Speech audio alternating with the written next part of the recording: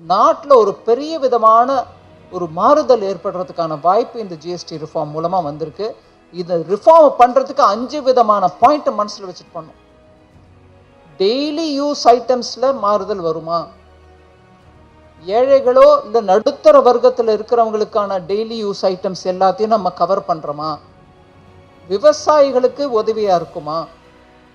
அதே மாதிரி சிறு குறு தொழிலுக்கு அவங்களுக்கு முதலீடு போட்டு வாங்கக்கூடிய பொருட்கள் இப்போ இன்னும் கொஞ்சம் குறைச்ச விலையில் கிடைக்குமா?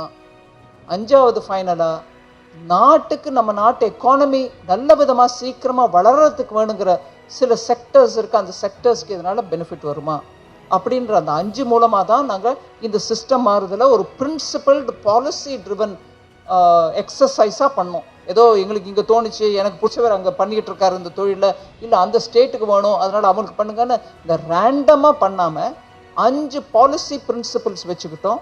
அந்த பாலிசி பிரின்சிபல்ஸ் மூலமாக ரேட்ஸை ஒன்றுத்துலேயும் ரேட்டை அனலைஸ் பண்ணோம். இதில் 5த்தையும் சர்வ் பண்ணுதா, இல்லை 5ல் ஒன்றுத்தையாவது சர்வ் பண்ணுதா அப்படின்னு பார்த்துட்டு தான் அந்த ரிஃபார்ம் பண்ணோம்.